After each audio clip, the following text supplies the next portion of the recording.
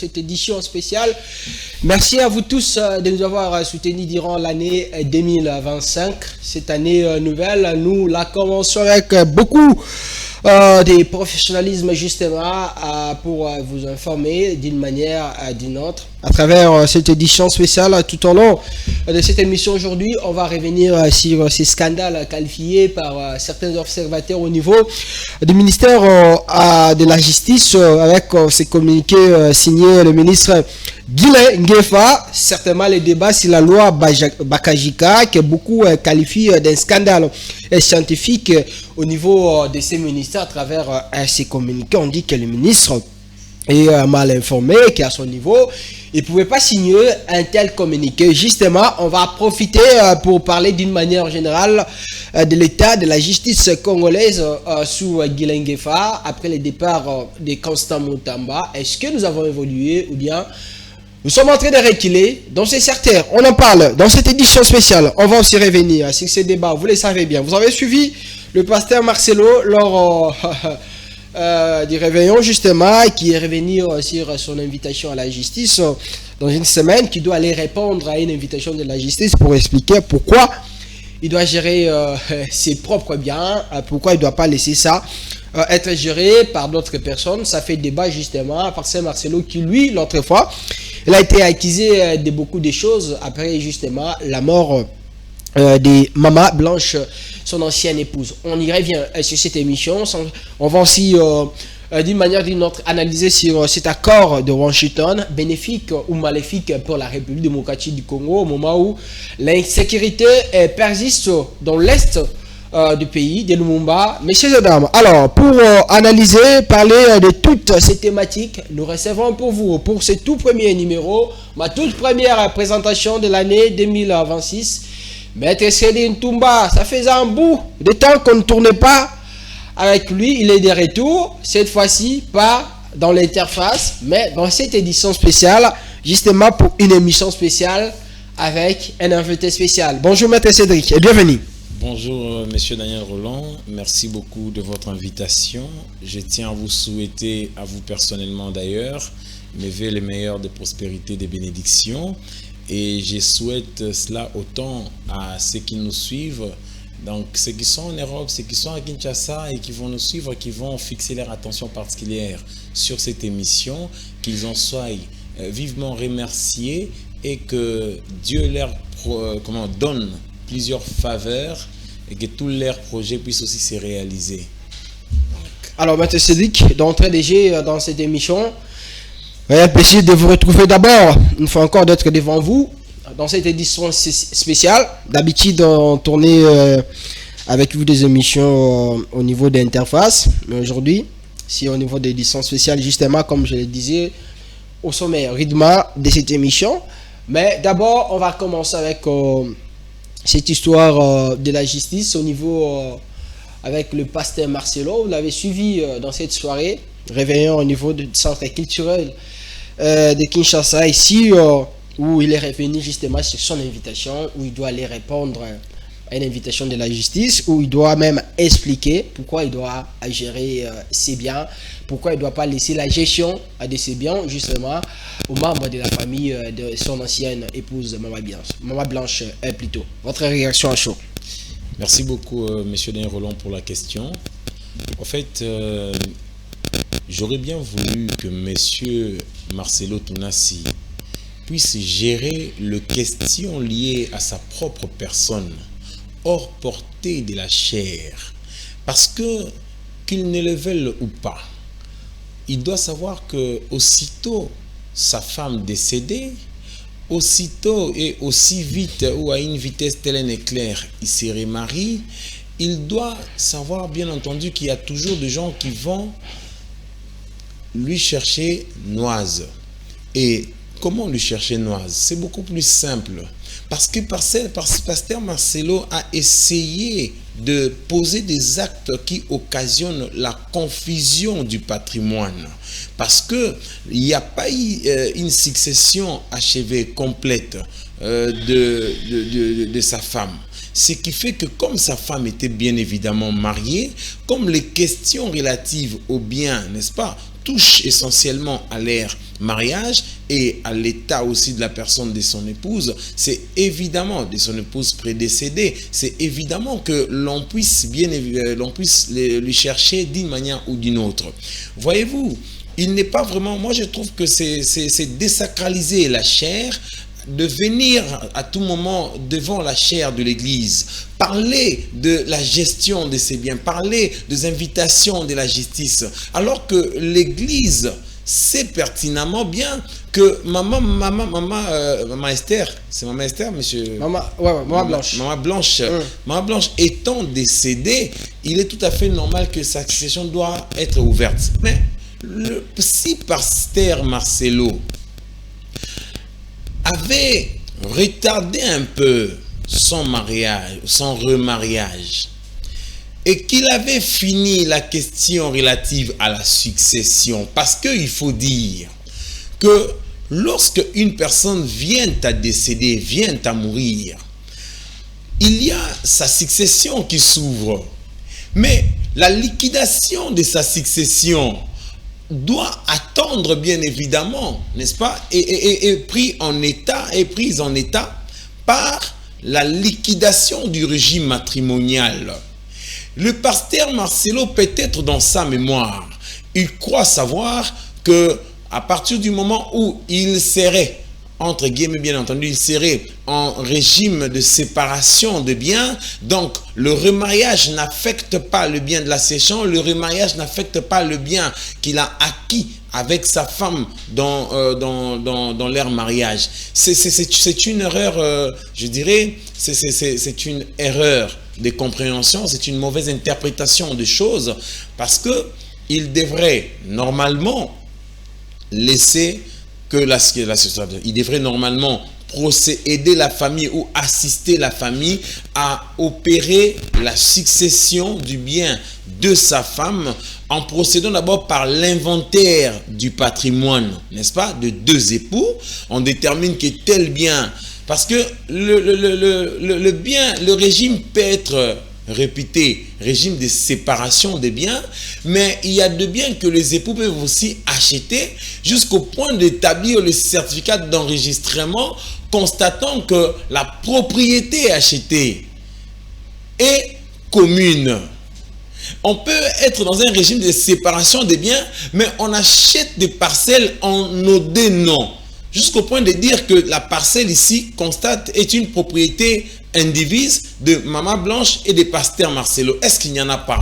Parce qu'ils ont un patrimoine de grande envergure. Alors, l'Église, on ne sait pas non plus quel est le titre sur lequel repose la propriété de l'Église. Même si les gens peuvent dire que non, il en avait déjà parlé, que ceci, c'est là. Mais nul n'en a vu la preuve. Il faut que l'on parte des enquêtes approfondies pour déterminer l'inventaire patrimonial de la femme, des époux, ainsi que répercuter les implications du régime matrimonial choisi sur l'un ou l'autre. Et pasteur Marcelo, il est bien évidemment héritier aussi de la succession de Maman Blanche en tant que conjoint survivant. Mais la manière dont les choses ont été faites, il faut se dire, sans se voiler timidement la face, que pasteur Marcelo essaie un peu d'occulter certaines choses.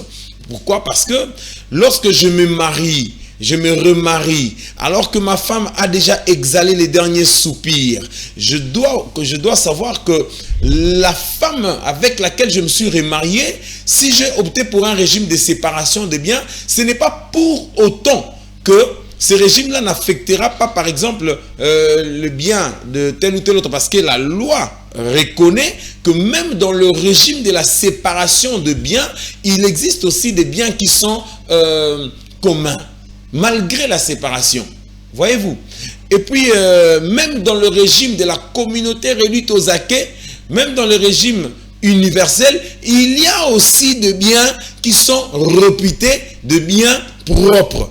Donc, c'est vice-versa. Autant que vous avez dans le régime de la séparation des biens, certains biens qui sont réputés aussi communs, autant que dans le régime de la communauté réduite aux acquets, au-delà des acquets, il y a aussi des biens qui sont réputés personnel. Dans le régime de la communauté même universelle, parce que dans le communauté réduite aux acquets, c'est encore bien clair, puisque vous avez les acquets, qui sont bien évidemment le bien de chaque époux, les biens que vous avez acquis pendant le mariage, qui sont les biens communs, mais les biens acquis avant le mariage sont les biens personnels. Voyez-vous, ça reste à la propriété de chaque époux. Mais les biens acquis, les biens du régime de la communauté universelle des biens, alors qu'il est répété universel des biens, nous remarquons qu'il y a toujours des biens qui sont aussi personnels. Donc, toutes ces questions-là ne peuvent pas en réalité être faites comme si on faisait une course contre la montre. Non, c'est une question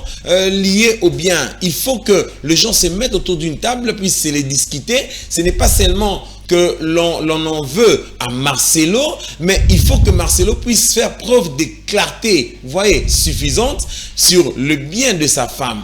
Parce que, Monsieur Daniel Roland, si Marcelo, qui peut mieux renseigner sur le bien de Marcelo, même si les enfants de Marcelo peuvent représenter en termes de pourcentage 75% de biens et que le reste de 25% se partageront entre Marcelo et la famille, ainsi de suite, l'on ne peut en aucune manière ignorer que l'on ne peut pas admettre la confusion patrimoniale, c'est-à-dire lorsque Marcelo se remarie, il peut avoir accepté les régimes de séparation des biens, on n'en disconvient pas, mais vous remarquerez que Marcelo a des biens.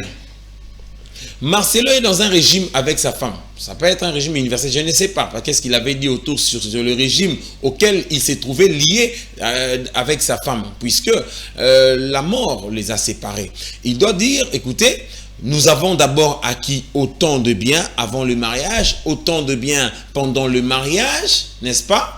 Et que de cette acquisition, on était lié à tel régime, et que comme on était lié à tel régime, si c'était un régime universel des biens, nous devrions d'abord partager cela à deux, c'est-à-dire Marcelo à 50 et les 50 restants revenant à sa femme. La succession s'ouvre. C'est sur ces 50-là que viennent maintenant les enfants de Marcelo pour récupérer leurs 50% et que viendront aussi la famille. Marcelo lui-même aussi, le père et la mère de Maman Blanche sont aussi bien entendu, fait partie de la famille de Maman Blanche. Vous voyez que tous ces éléments sont des éléments caractéristiques qui ne peuvent pas être se les discuter à la va-vite, comme un va en guerre, comme veut Marcelo. Donc, il faut que Marcelo sache que autant que leur mariage était géré d'une manière secrète et que les questions de leur mariage étaient aussi gérées d'une manière secrète, ce n'était pas devant la chair qu'il les disait, autant aussi que les questions liées à la succession de Maman Blanche,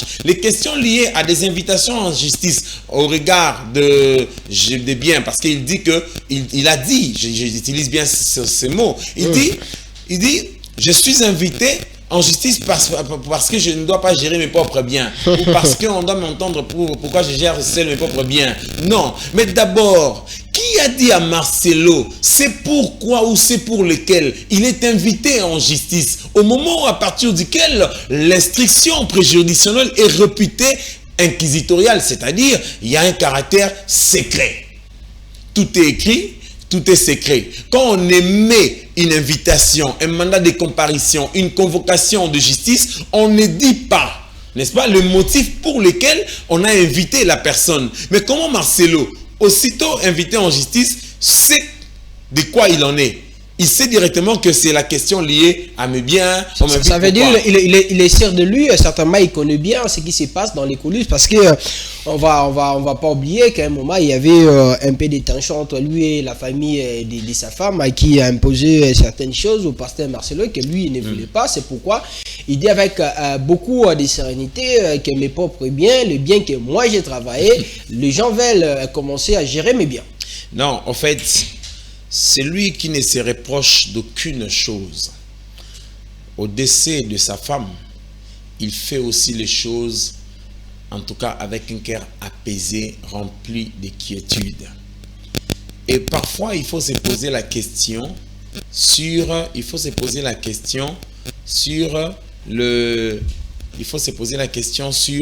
la manière, en fait, il faut se poser la question sur la manière de faire de Marcelo. Ouais.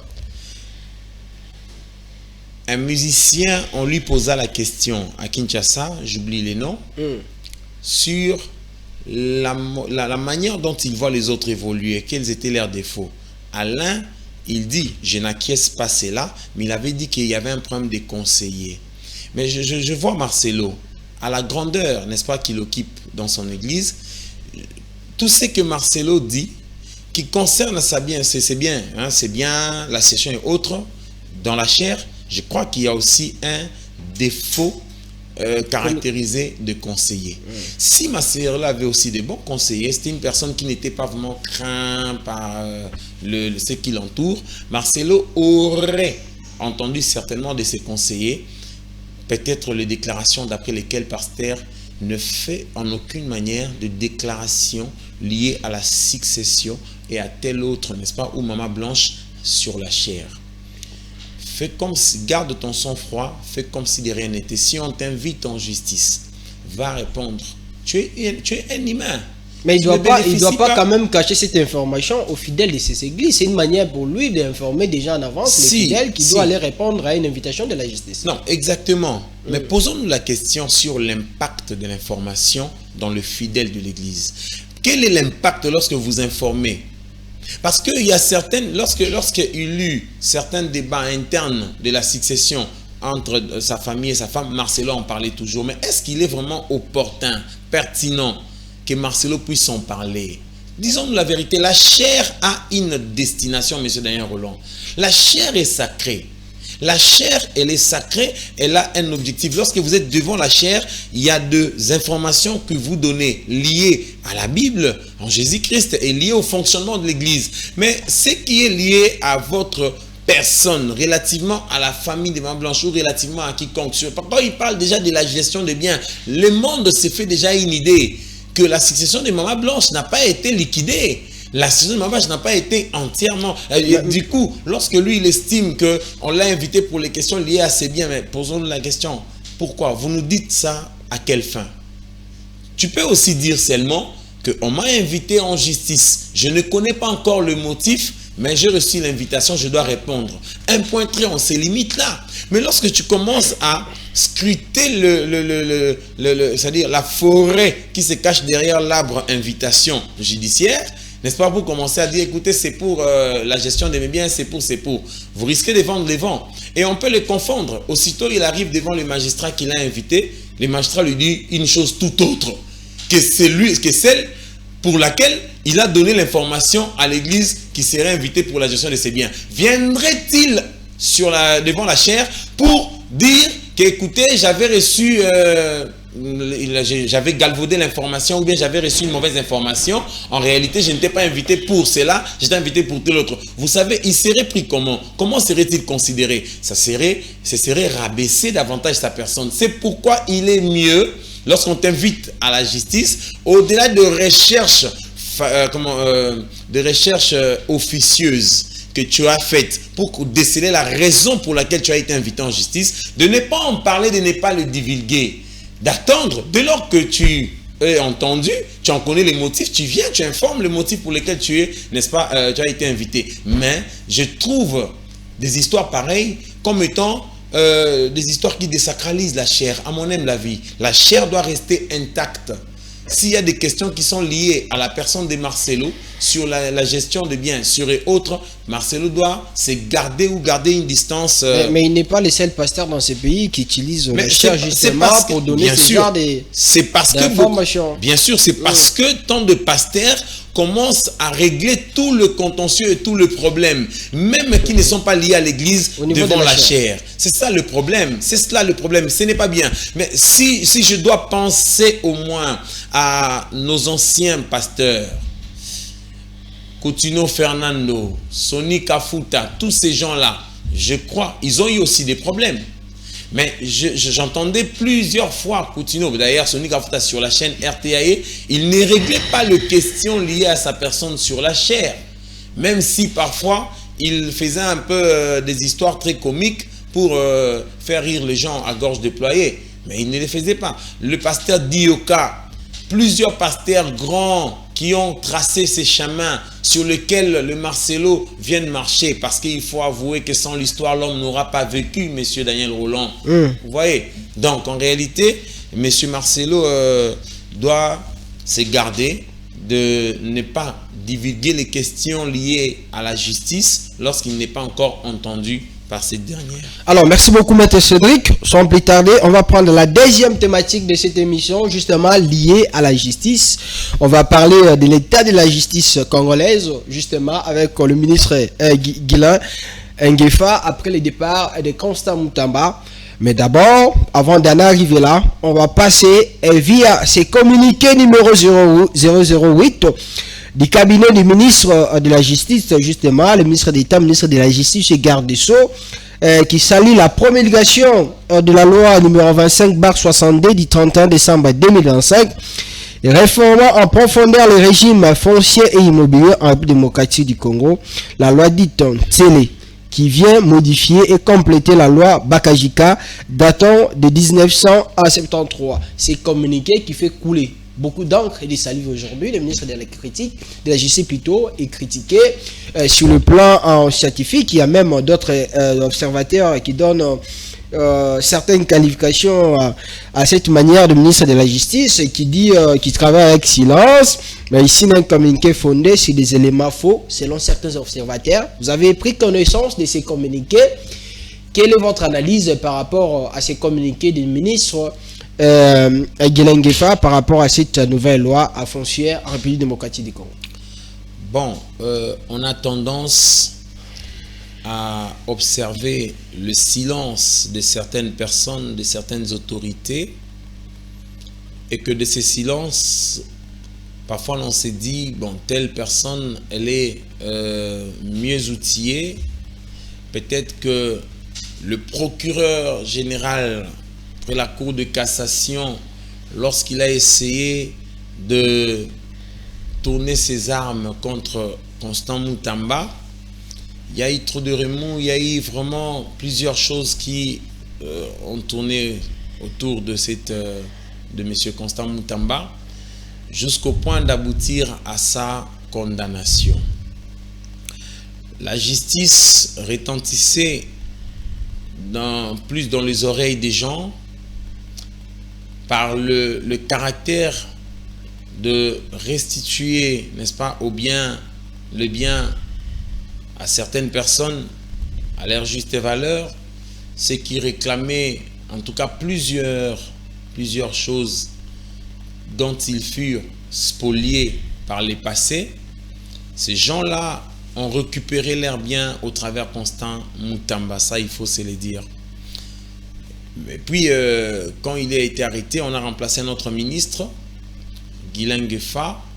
Ce dernier à son tour, on a remarqué un certain silence. On s'est dit, bon écoutez, peut-être que la jeunesse était l'expression de la parole et que la vieillesse c'est l'expression du silence. Mais en réalité, ce silence n'est qu'un arbre derrière lequel se cache une ignorance patente. Pourquoi? Justement parce que à partir du premier communiqué que le ministre a signé, où il parle même il parle de la refonte, du régime foncier de l'État. Je me pose la question si on mesure mieux le mot lorsqu'on le prononce, quand on parle de la refonte. Parce que la refonte est absolument différente de la réforme. Et la loi ne vient pas, à mon humble avis, refondre les choses, mais la loi vient peut-être opérer une certaine réforme dans les systèmes fonciers de l'État, et que cette réforme-là est mieux, n'est-ce pas, traduite par, vous voyez l'expression loi portant, loi complétant et modifiant. Donc ça vient compléter, modifier, donc ça veut dire qu'il y a des éléments qui sont gardés comme acquis, mais il y a d'autres qui ont été modifiés et complétés.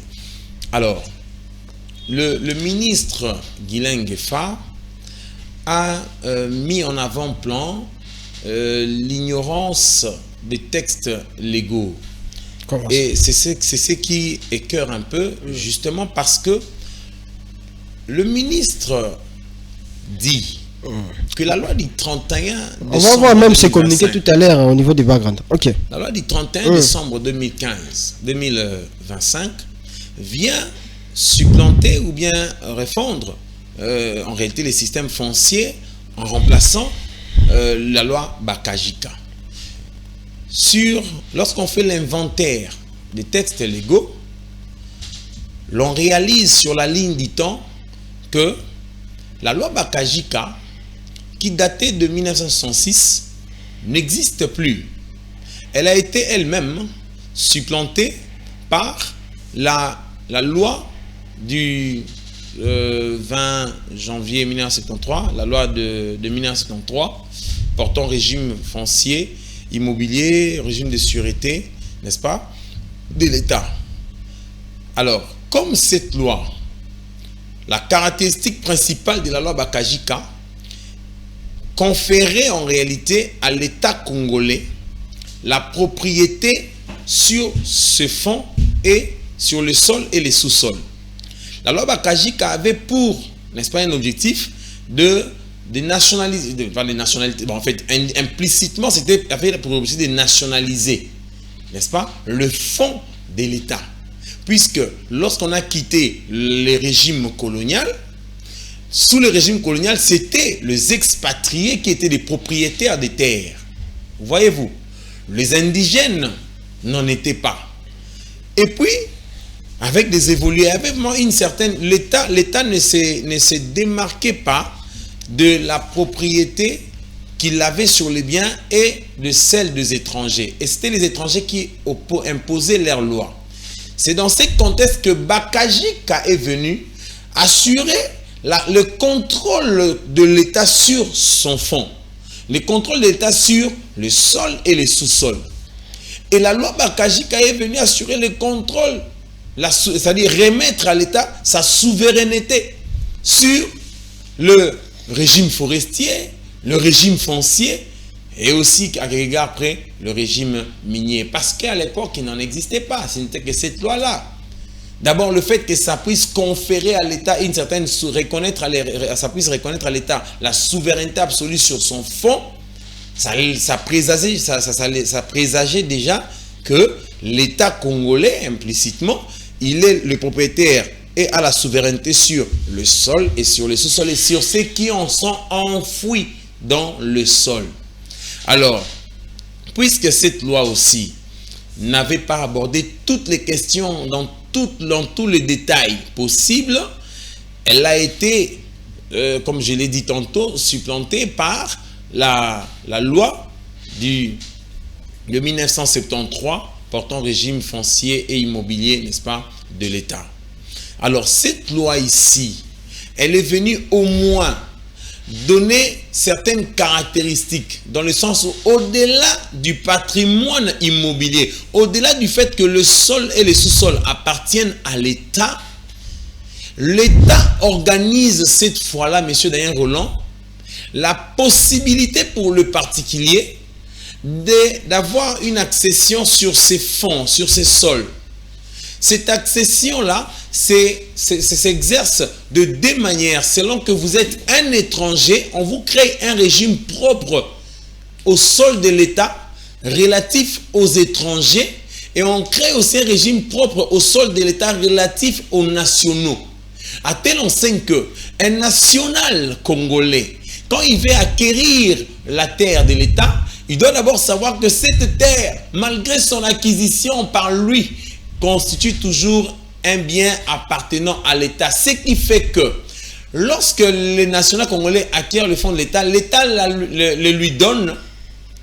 Et puis, c'est que le national congolais n'est qu'un droit de jouissance illimité sur le fonds, qu'on appelle la concession perpétuelle.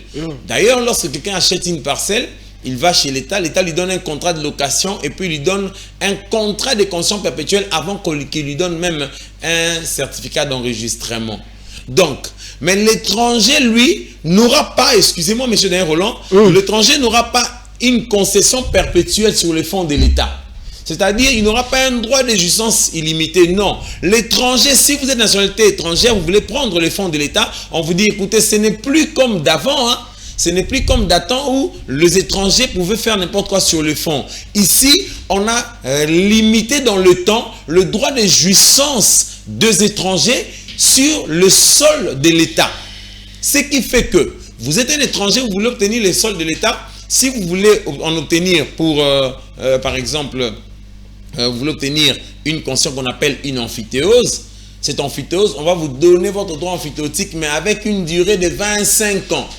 Et d'ailleurs, la concession que le national congolais, n'est-ce pas, a, on appelle ça concession perpétuelle. Mais de l'autre côté, quand il s'agit de l'étranger, on lui dit que l'étranger n'a qu'une concession ordinaire. Car la concession ordinaire, elle est ordinaire parce qu'elle est limitée dans le temps. C'est un droit de jouissance que l'État leur accorde. Ce qui veut dire que vous voyez des caractéristiques pareilles. Maintenant, à part ça, vous remarquerez aussi que on lui donne un contrat de jouissance perpétuelle de 25 ans, jusqu'à lui donner même, selon la nature de la concession, parce qu'il y a l'amphithéose, il y a l'usufruit, il y a aussi en même temps la superficie qui est aussi une concession ordinaire, et avec la location d'ailleurs, la location qui est un contrat préparatoire à la concession ordinaire. En fait, il y a deux sortes de locations, hein. Il y a la location comme contrat de concession perpétuelle, en fait, qu'on appelle contrat de concession ordinaire. Il y a aussi la location qui est un contrat de location sur les fonds de l'État qui donne lieu ou qui est préparatoire à une concession perpétuelle. Donc, tous ces éléments-là, ils ont leur délai de jouissance sur le fonds de l'État. Cependant, M. Daniel Rolland, vous comprenez bien que la loi Bakajika a été en réalité abrogée par la loi de 1973. Vous voyez? Et la loi de 1973 a été modifiée et complétée par la loi de 1980. Vous voyez? Ouais. Ainsi de suite, jusqu'à ce que la loi de 2025 ici, 31 décembre, puisse être promulguée. Mais le problème est lequel? Je comprends. Bon, en fait, si je élague la question relative à la confusion de la loi dont la loi de 31 décembre a abrogé ou supplanté, je peux dire que le ministre, n'est-ce pas, sur le fond et sur la forme, il a bien félicité seulement, encouragé le réforme majeure que cette loi de 2025 a porté sur le régime foncier de l'État. Parce que le phénomène de foliomène était très répandu. Le premier président de la Cour de cassation, M. Ndomba Kabea Eli Léon, est revenu sur son discours à l'Assemblée nationale lors de la rentrée judiciaire. Alors, quand il en a parlé, il a révélé justement le fait de cette bande criminelle organisée qui implique des avocats, des magistrats, ainsi que l'administration foncière. Mais en réalité, il faut avouer, par rapport à ce que je connais de cette histoire des foliomènes, c'est que les gens de l'administration foncière sont, eux, d'abord, les piliers majeurs de cette bande de foliomènes. Parce que plusieurs parcelles qui sont ici, d'abord, qui sont à Gombe, font l'objet de spoliation. Y compris les parcelles de l'État. Le blanc est parti. Il a été expulsé. La parcelle qu'il a laissée n'a pas été reprise par l'État congolais. Vous voyez? Mais vous voyez un Congolais venir dire « Je suis propriétaire, c'est ma parcelle ». Qu'est-ce qu'ils vont faire? Ils vont aller jusqu'à obtenir, à se faire établir un arrêté de l'ancien ministre d'Aton. Oh, c'est comme ça que beaucoup ont pris à avoir la possession de ces parcelles. Exactement. Ils vont se faire établir frauduleusement un arrêté d'Aton. Cet arrêté-là, parfois, à l'administration foncière, ça n'existe pas. Mais quand il va se les faire établir, ils vont écrire une lettre à l'administration foncière, laquelle serait déjà en intelligence avec lui, pour justement reconnaître l'authentification ou l'authenticité de cet arrêté, lequel arrêté n'existerait pas. Et avant même que cela n'existe pas, ils vont s'arranger. Sur la parcelle où se trouvent déjà certaines personnes qui résident, ils vont s'arranger pour faire disparaître dans l'administration foncière tous les titres qui se rapportaient à cette parcelle-là. De telle manière que la seule personne qui serait compétente pour déclarer la propriété revenant soit à ceux qui occupent la parcelle ou soit à celui qui s'en attribue la propriété ou s'en réclame la propriété, M. Daniel Roland, ils vont procéder par l'action en justice. Quand ils établissent leur action en justice, ils initient l'action en justice en confirmation de propriété. Le juge congolais n'a pas le temps d'aller vérifier en réalité à la maison foncière que tel ou tel autre n'en a à quel document. Les juges congolais, comme ce serait une action civile, il va se limiter que sur les pièces produites. Lesquelles pièces n'ont jamais été attaquées en faux. Et le juge congolais va dire, il est aussi déjà préparé, ce juge congolais. Il est déjà préparé. Et le ministère public dans cette affaire, lui, il est d'ailleurs innocent. Alors du coup, quand le juge congolais vient, il dit, écoutez, vous qui occupez les lieux, vous avez quel titre? Vous allez présenter les certificats d'enregistrement parce que le conservateur des titres immobiliers en cette matière de foliomène, il reçoit l'argent, il établit les certificats d'enregistrement sans un titre sur fondement duquel ce certificat peut reposer. Mais il vous l'établit quand même parce que lui, il dit, il sait que, mais écoutez, on me donne 20 000 $, on me donne 100 000 $. Et moi, je vais partir, je vais être remplacé, M. Daniel Roland. Il y a d'autres personnes qui vont venir. Écoutez, moi, je ne suis pas responsable de ces histoires conservateurs, mais je ne demeure pas éternellement responsable pour les actes que j'ai posés sous mon égide. Quand lui, il va partir, voyez-vous, l'autre va les remplacer. C'est ainsi que le conservateur entre en intelligence dans cette fraude. Il établit les certificats d'enregistrement. Maintenant, l'autre viendra avec un arrêté. Lequel arrêté est aussi faux? Mais le juge ne saura pas déterminer la fausseté de cet arrêté parce que l'administration foncière aurait déjà fait une lettre en reconnaissant l'authenticité de cet arrêté-là, lesquels n'existent pas. Parce que l'administration foncière va dire que dans leurs archives, ils n'ont pas trouvé tout, ainsi de suite. Le juge congolais va confirmer la propriété de celui qui détiendra l'arrêté ou qui détient l'arrêté. Ce qui fait que celui qui n'était pas propriétaire à l'origine connaissait déjà l'histoire. Il savait que dans cette parcelle, c'était un blanc qui habitait. Le blanc, quand il est parti, personne d'autre n'a été propriétaire de la parcelle. Maintenant, il profite de l'inertie de l'État. L'inertie de l'État dans quel sens? Normalement, l'État congolais devrait recenser les parcelles où habitaient les expatriés. Comme ils étaient partis, il n'y a pas eu de transfert de propriété. L'État devait procéder par ce qu'on appelle la reprise. Voyez-vous, l'État devrait reprendre la parcelle. Après la reprise de la parcelle, il attribue la parcelle à qui il veut. Vous voyez? Maintenant, quand il n'y a pas, quelqu'un n'a pas l'arrêté d'attribution, n'a pas l'arrêté déclarant la vacance des terres, déclarant que telle terre est vacante ou telle parcelle est vacante, je l'ai repris. Non, l'État ne fait pas ainsi. Mais vous voyez, l'État, une même 4-5 personnes avec de certificats d'enregistrement originaux se rapportant sur une même parcelle, à telle enseigne que si l'on doit s'accrocher à l'authenticité du certificat d'enregistrement pour prétendre que la personne qui a le certificat est propriétaire, on sera buté à un problème d'attribution de propriété parce qu'il y aura plusieurs personnes qui se voient être détentrices du certificat d'enregistrement et le juge ne sait pas à qui attribuer. Voyez-vous? Et on va s'y rapporter à quoi? Si on s'y rapporte sur l'acte de vente, on ne doit pas être sans ignorer que les expatriés n'avaient pas vendu leur terrain. Ils sont partis, ils ont laissé ainsi. Ce sont des autres des Congolais qui ont fait maintenant des actes frauduleux en déterminant dans leurs actes que tel expatrié, dont ils inventent parfois les noms, ils viennent là, ils disent, bon, telle personne s'appelait qui? Il s'appelait, oh non, un tel a fait ceci, cela. Tout ça, ce sont des foliomènes. Alors, pour barrer la route à cette... j'en félicite vraiment l'État congolais. Pour barrer la route à ces phénomènes de foliomènes, on a procédé par, n'est-ce pas, ces articles qui ont démantelé, qui ont régi et réglementé ces problèmes. Mais néanmoins, il était aussi mieux que l'État congolais puisse se rapporter au passé. Je félicite d'ailleurs le ministre Puisse Mwabilou, qui lui, sous son égide, il avait au moins récupéré plusieurs parcelles appartenant à l'État, mais dont le particulier les occupait. D'ailleurs, je me rappelle une parcelle qui est occupée, la famille ici. Vous voyez, je vous donne l'exemple des Folomènes. C'était la famille, le DG de l'ANER, l'ancien DG de l'ANER. J'ai oublié même son nom.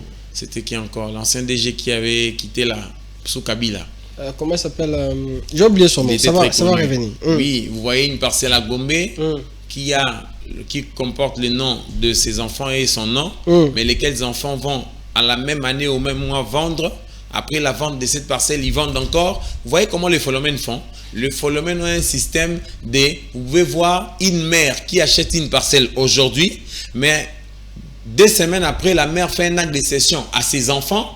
Après, en faisant un acte de cession à ses enfants, on fait les morcellement. Ses enfants font encore un autre acte de cession ou font un acte de vente similé à d'autres personnes. Tout ça, c'est pour brouiller le piste. Et puis quand ils partent au cadastre, eux-mêmes qui sont propriétaires, ils font disparaître encore ces histoires. C'est compliqué dans ces domaines. Donc il y a une criminalité foncière qui est née de telle manière que l'on ne peut pas se l'imaginer. Et aussi il y a la question de blanchiment des capitaux liés au régime foncier. Plusieurs personnes, n'est-ce pas, blanchissent le fonds à partir des immobiliers. Vous avez remarqué la main dans les immeubles pililent comme des champignons actuellement. Et plusieurs de ces immeubles, messieurs Daniel Roland, si on creuse dans le fond, on réalise que ce sont des gens qui parfois viennent avec les fonds provenant des activités criminelles, des activités illicites, mais comme ils veulent le faire entrer, n'est-ce pas, dans un circuit légal, qu'est-ce qu'ils font? Ils prennent seulement ces fonds-là, ils disent, écoutez, on a besoin d'acheter une parcelle. Ils n'ont pas besoin d'acheter la parcelle en réalité. Ils ont besoin que leurs fonds puissent entrer dans le circuit légal. Ils viennent là, ils achètent une parcelle à Gombe, 3 millions. Mais les fonds-là proviennent d'où? Les 3 millions. Alors, comment ça va se faire? Ils sont même arrivés jusqu'au point de faire accéder dans les circuits économiques légaux le fonds, mais au travers des documents authentiques tels que, par exemple, M. Daniel Roland, vous avez une personne qui est au Maroc bien sûr, mais il vient à l'État congolais. Écoutez l'escroquerie d'État. Il vient à l'État congolais, à l'État congolais, il propose à l'État la subvention des activités des entreprises qui sont déjà presque en état de liquidation, en difficulté. L'État congolais, comme il est dans un État sous-développé, va aussi accepter. Il va dire, écoutez, mon patron, vous voulez m'aider à combien? Il dit, écoutez, je peux vous donner 3 millions. Ou bien, j'ai 6 milliards. Ou bien 3 millions. Bon, 3 millions d'ailleurs, c'est peu. C'est 1 milliard. Les 1 milliard, je vais vous les donner en 2 tranches. Je vous donne 500 millions de francs ou de dollars. Je vous donne 500 millions de dollars, ça fera 1 million. Et pour ce faire, vous savez comment le monsieur va faire entrer l'argent ici au Congo? Le monsieur va, comme l'État congolais a entendu, les montants, n'est-ce pas, qui retentit comme le bruit des tonneaux vides dans ses oreilles, en lui faisant mal, alors l'État congolais va procéder par accepter. Mais comment accepter? Le ministre de l'Industrie, lui déjà, avec le ministre des portefeuilles. Le ministre des portefeuilles, il y a un conseil supérieur des portefeuilles. Et ils vont statuer. Ils ne statueront pas sur l'origine des fonds. Ils ne statueront pas sur les biens, l'activité illicite duquel provient l'argent. Non, on va seulement leur dire, il y a un multinational, un monsieur qui est là au Maroc, qui veut subventionner les entreprises. Ils ne vont statuer que sur la subvention. La subvention de leurs entreprises en difficulté. Comme le montant est d'1 milliard, le ministre aussi va sauter sur l'occasion. En sautant sur l'occasion, le ministre va dire, ici, prenez ça, on prend. Prenez tel, on prend. Le ministre va établir des PV, des documents, et on va se les discuter même en conseil des ministres. Quand on se dit en conseil des ministres, on va adopter. Mais le PV d'adoption et autres, on va donner ça à qui? On prend tout, on donne au monsieur qui fait l'interface entre celui duquel doit provenir le fonds ainsi que l'entreprise en soi. Maintenant, quand le ministre aussi va recevoir, il va dire non, écoutez, 1 milliard c'est beaucoup pour une entreprise en difficulté, on va vous donner 100 millions et puis les autres entreprises ils vont prendre 100 millions. Mais posons-nous la question, d'où proviennent ces fonds? Ils ne se les poseront pas. Parce qu'ils ont besoin que les fonds leur profitent. Maintenant, vous allez remarquer, M. Daniel Roland, que là-bas, au Maroc, ils vont aller avec des documents authentiques. Quand ils vont présenter ces documents, les fonds là vont venir ici au Congo. Mais, aussitôt arrivé, peut-être, M. Daniel Roland, le fonds-là n'arrivera pas au Congo, ces gens-là vont utiliser les documents officiels de l'État comme le document qui fonde la transaction, n'est-ce pas, légale et ou licite de ces fonds. Alors le fonds va entrer dans les circuits économiques. Parfois l'État congolais va attendre le fonds pour lequel il a statué sur la subvention des entreprises en difficulté, il ne les verra pas. Pourquoi? Parce que l'État congolais n'aura pas ne se posera pas la question sur la licéité, n'est-ce pas, l'origine licite de ces fonds-là. C'est comme ça qu'il y a des gens là qui peuvent venir. Maintenant, ils commencent, ça peut entrer les fonds qui ne sont pas venus en RDC, entrent dans les circuits normaux. On achète des immeubles avec, on construit des immeubles avec. Alors, Maître Cédric, on va terminer avec l'accord de Washington, mais tout d'abord, je vais vous accorder quelques minutes pour que vous puissiez dire quand même un mot, donner votre opinion en ce qui concerne l'état de la justice congolaise aujourd'hui. On a parlé du ministre Guillaume plutôt Nguefa par rapport à ses communiqués, mais sous sa gestion, comment est devenue la justice congolaise aujourd'hui? Il y avait Moutamba qui est venu avec sa manière de travailler, critiqué. Moutamba aujourd'hui en prison, arrêté, mais il y a un autre ministre qui est venu. Est-ce que la justice congolaise a évolué aujourd'hui? J'ai toujours eu mal lorsque je parle de Constant Moutamba, M. Daniel Roland. Très mal, ça c'est vrai. Peut-être que c'est lorsque mon esprit pense à la noirceur de ma robe, de ma toge, que ça m'oblige d'occulter mes émotions. Mais ni c'était cela, je ne sais que dire. Ça aurait été plus grave pour moi. En fait, en réalité, il faut avouer que Constant Moutamba, c'est un grand esprit. On a, comme je peux dire d'ailleurs en lingala, donc c'est le temps, ça va passer. Sous Constant Moutamba, il faut que l'État congolais les savent, qu'ils les sachent et que la population le sache également. Ce monsieur a estompé l'écoulement des recettes de la justice. Il a estompé certains détournements qui se faisaient pendant avant son régime. Quand Constant Moutamba a pris la justice en main, il a d'abord, au-delà de l'augmentation de frais, qu'on appelle les frais de consignation, ce qui avait amené l'État, il a procédé par la régulation de la chaîne, n'est-ce pas? De la chaîne des recettes de l'État dans le domaine, dans les secteurs de la justice. Plusieurs fonds allaient entre les mains des individus.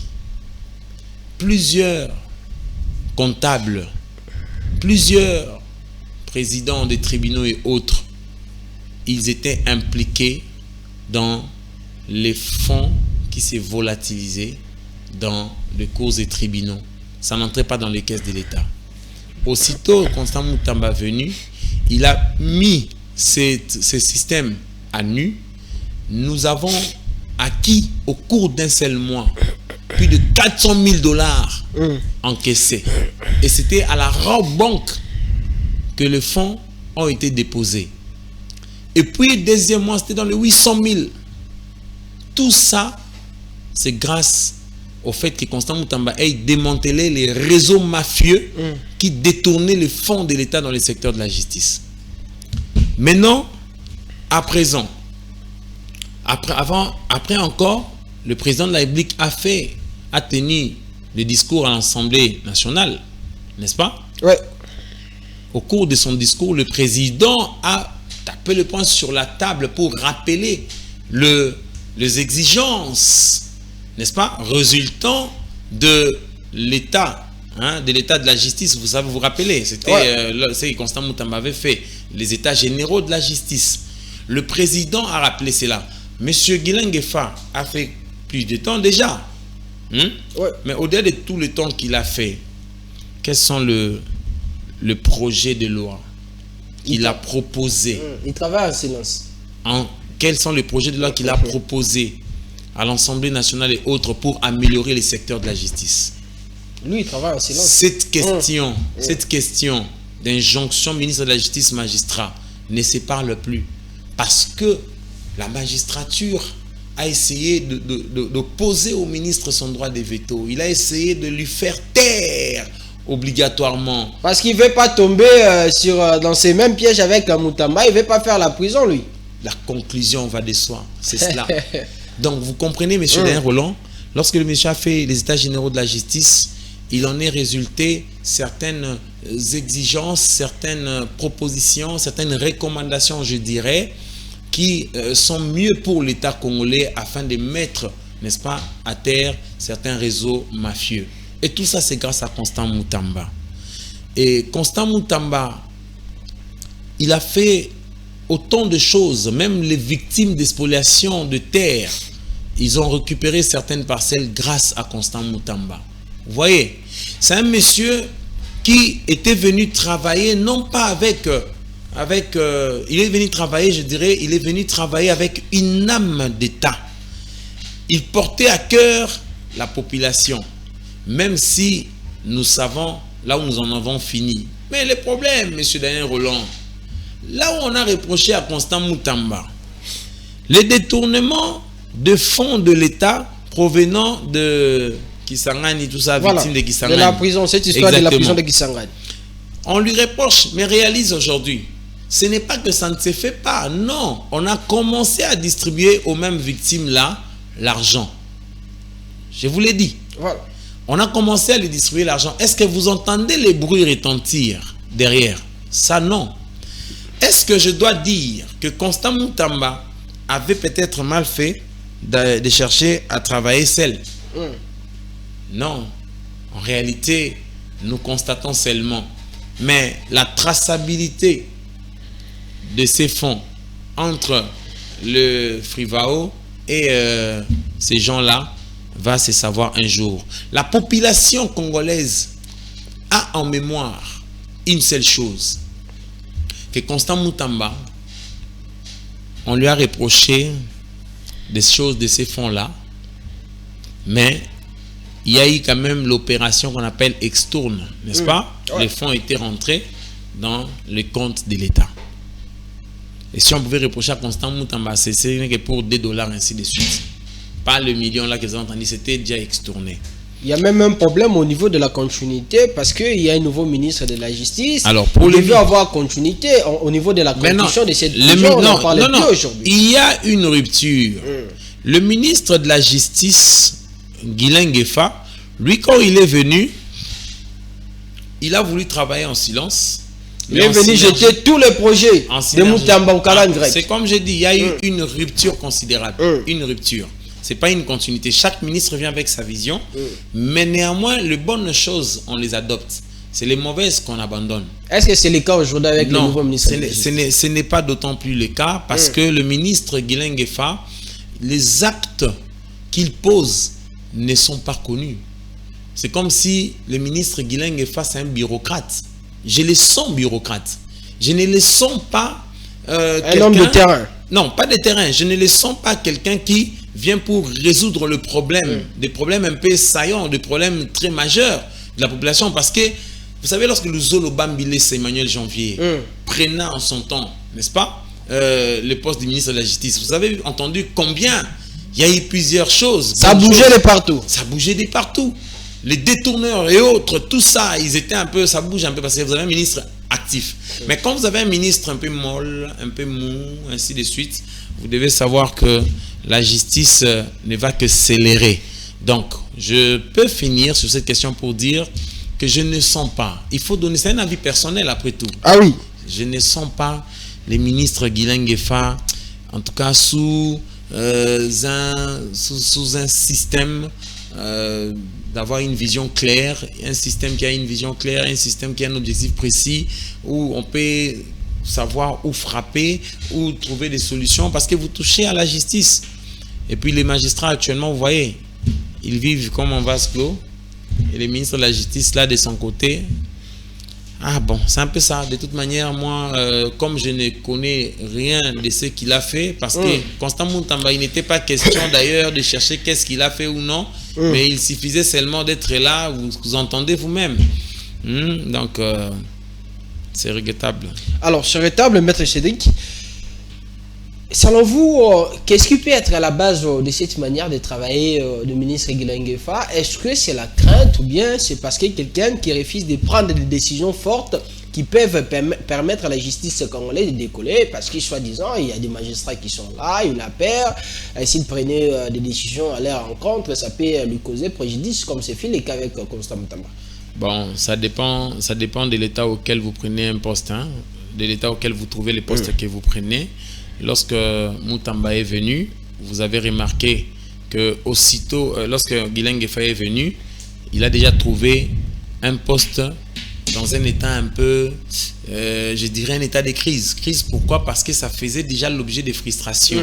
Alors comme il y a eu un combat, ainsi de suite, il faut qu'il soit un pont pour essayer un peu de faire passer ses réputations et autres. Mais on ne prend pas le poste pour régler au fait les contentieux qu'il y avait entre l'ancien ministre et les autres organes.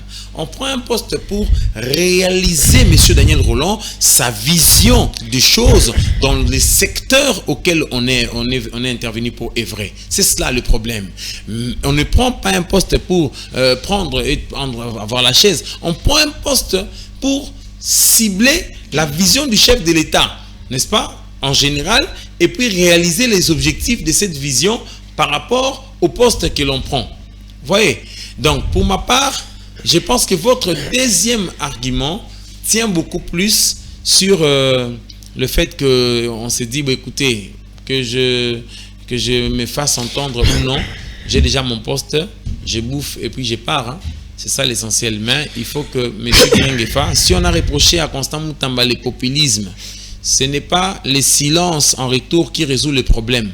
Ce n'est pas non plus le populisme qui résout le problème. C'est plutôt les tâches, n'est-ce pas, que vous exécutez en vertu du poste occupé qui réalise la mission, n'est-ce pas, à accomplir, les objectifs que vous êtes fixés, la vision du chef d'État dans votre secteur. Donc, je pense que à plus de 100 jours, lorsqu'un ministre prend un poste, et puis, il n'y a pas un projet de loi qu'il a proposé dans les secteurs qu'il a. Il n'y a pas non plus des activités majeures qu'il a mises en place pour, n'est-ce pas, réaliser la vision du chef de l'État dans son secteur. Les questions relatives au détournement.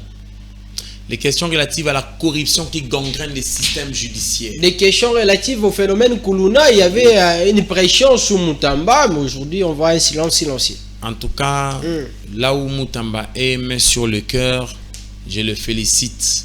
Parce que les gens de mauvais cœur ou les gens mal intentionnés ne vont fixer leur regard que sur les populismes qu'ils reprochaient à Moutamba. Ils vont fixer leur regard sur parfois le fait que Moutamba, à part les populismes, je n'en vois pas d'autres d'ailleurs, mais si les gens enlèvent seulement, n'enveniment pas dans leur cœur de la haine viscérale, ils vont comprendre que Moutamba, c'est un fervent praticien du droit, en fait, quelqu'un qui cherchait à tout prix que l'État congolais puisse exister en soi et qu'il y ait la sécurité dans le pays. Combien Moutamba a cherché comment éliminer les Koulouna, le phénomène Koulouna, c'est-à-dire éradiquer ces phénomènes. Et pour l'éradiquer, il fallait travailler en synergie avec les ministres de l'Intérieur. Et on a cherché à constituer Tolérance Zéro. C'était pas Tolérance Zéro, c'était une opération là j'ai oublié les noms à faire pour traquer les Koulouna. C'est cela le ministre de Justice. Il entend qu'il y a une certaine injustice, même si la question est à cheval, parce que ça touchait à la justice, au judiciaire, ça touchait aussi au ministre de l'Intérieur. Alors on peut travailler en synergie pour éradiquer ces phénomènes. Et vous avez remarqué sous Moutamba, il y a eu des histoires pareilles, mais je sens le ministre de la Justice un peu mou. Je le sens un peu en tout cas, les termes les plus précis que je puisse employer, les termes les mieux appropriés qui puissent exister, c'est que je sens le ministre de la Justice désintéressé des questions de la justice, désintéressé de questions liées à la corruption, désintéressé des questions liées au détournement, désintéressé des questions liées au phénomène Koulouna. Le phénomène Koulouna est monté encore croissant. Le phénomène Koulouna, actuellement, monsieur Daniel Roland, je vous dis que quand vous marchez dans des quartiers, vous risquerez de dire que l'État congolais est en train de co-gérer les pays, le gouvernement congolais est en train de co-gérer les pays avec les Koulounaires. Parce qu'il y a des contrées dans lesquelles vous trouvez qu'il y a une certaine, je ne dis pas effritement de l'État, mais il y a l'absence totale de l'État. Vous voyez, pourquoi je dis ça? Parce que c'était où encore? C'était à Barumbo. J'arrive sur une avenue là. Là où il n'y a jamais eu du courant de ce côté-là. À Barumbo, vous n'allez jamais voir du courant. Les policiers au coin, les Koulouna se battent d'une manière incroyable et les policiers ont pris fuite. Je me suis dit, mais oui, j'en étais témoin oculaire. Et quand on dit de pareilles choses, ce n'est pas pour, en réalité, vilipender les gouvernements, mais c'est pour les pousser à prendre des mesures appropriées pour affirmer l'autorité de l'État dans certaines contrées. C'est comme si nous étions à la bureaucratie. Donc, l'essentiel pour moi est que il ne faut pas que l'on donne l'impression que l'État, le gouvernement est en train de co-gérer l'État avec les Koulounaires. Où vous arrivez dans des contrées, monsieur Roland, vous-même vous dites que je dois mettre mes téléphones dans des poches, mettre mon argent ainsi de suite, tout ça, pour éviter que ça puisse être pris. Parce que ici, là, quand on va vous agresser, quand vous portez plainte, la police vient, il n'arrêtera personne, il ne verra personne, et elle vient toujours en retard, ainsi de suite. Mais si la police était non loin, c'est compliqué. Mais néanmoins, c'est l'élan de bien faire qui est mieux que le fait d'être, de ne pas oser. Comme qui dirait d'ailleurs, que l'échec, ce n'est pas le fait de... Non, il dit l'échec, ce n'est pas le fait de faire, mais l'échec, c'est de ne pas faire. C'est-à-dire, vous n'avez rien fait, vous êtes resté comme ça. Et vous avez échoué. Donc, le ministre de la Justice, qu'il puisse un peu se réveiller. Je lui demande, si quelqu'un l'a hypnotisé par des voies de superstition, je prie l'Éternel Dieu de secouer un peu le ministre de la Justice pour les réveiller, afin qu'il sache que le ministre... Vous demandez l'intervention de Dieu. Si, parce que je le sens, je sens le ministre être hypnotisé, mais néanmoins, que Dieu l'aide, qu'il puisse un peu réaliser quelques objectifs liés à son ministère. Signer des documents dans le bureau à titre individuel, c'est bien, mais régler les problèmes parfois généraux qui touchent essentiellement en la justice, ce serait le mieux qui puisse être. Alors, Maître Céline Toumba, terminons l'émission avec cet accord de Washington. Je pense que vous avez pris connaissance de cet accord. Depuis un moment, ça fait couler d'encre salive dans ce pays. Des avis sont partagés. Si d'autres sont d'accord avec cet accord, selon eux, c'est une solution à cette situation liée à l'insécurité. Dans la partie est de notre pays, certains ne sont pas d'accord. On parle d'indiscrétion parce que pour eux, la solution serait les dialogues entre Congolais. Qu'est-ce que vous pensez de cet accord de Washington? Merci beaucoup pour la question, monsieur Daniel Roland. C'est sur la question de l'accord de Washington que monsieur Parole Kamizelo fut arrêté. Je crois bien. Parce que aussitôt l'accord signé, on a entendu monsieur Kamizelo faire une vidéo en disant que puisque l'accord est signé, ça veut dire dans quelques semaines, les choses vont redevenir au normal et que monsieur le président de la République Fachi pouvait aller alors à Goma.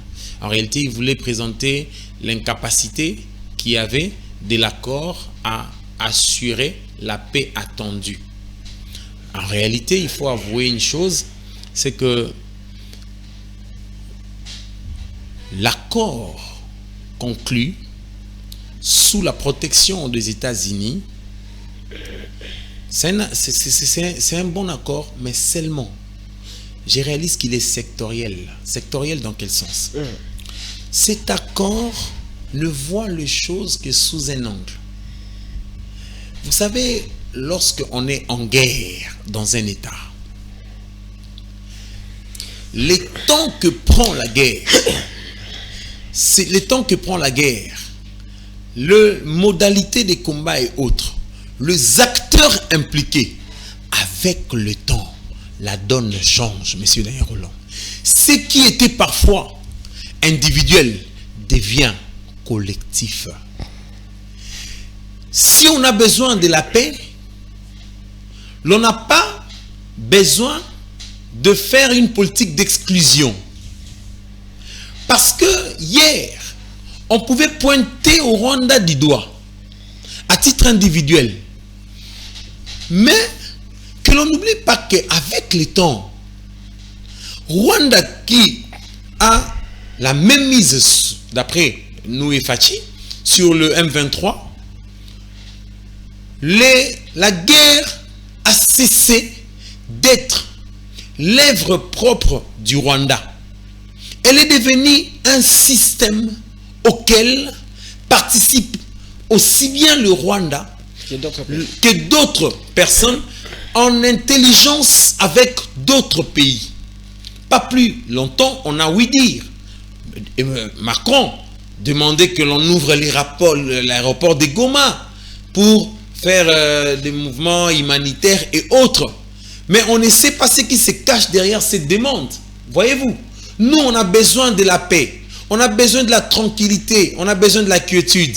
Mais vous venez, plutôt que pour appuyer M. Fachi sur la paix attendue, vous venez pour nous dire, écoutez, il faut qu'on ouvre l'aéroport de Goma pour permettre les vols militaires. Mais qui ne dit pas que c'est pour appuyer aussi le AFC M23 en armement? Voyez-vous? Donc, j'estime pour ma part que l'accord, bien qu'il recèle des choses qui sont bonnes pour la paix, mais il faut que le parti impliqué soit de bonne foi. Ça, c'est de un. De bonne foi parce que le Rwanda, le Rwanda ne doit pas conclure un accord et puis en même temps appuyer les M23. Donc, il faut qu'il soit de bonne foi. Mais un autre élément, c'est que aussitôt l'accord conclu, on a entendu Uvira tomber. Ça veut dire quoi? C'est un langage des rebelles qu'ils ont envoyé à nous, la RDC, pour nous dire que ce n'est pas le Rwanda qui vous pointez du doigt, n'est-ce pas, qui a un apport majeur à la cessation de troubles ici. Vous devriez prendre en compte non seulement le Rwanda, mais aussi nous. D'où d'ailleurs l'intervention de l'éventuel accord ou de l'éventuel accord à Doha. Mais le problème n'est pas à ce niveau-là, M. Daniel Roland. Le problème, c'est la franchise des acteurs impliqués en accord. La bonne foi de ces acteurs. Et le problème, c'est que la RDC doit considérer la guerre comme étant un système. Vous voyez? Comme étant un système. Et non comme étant une guerre faite par le Rwanda pour le besoin de la cause.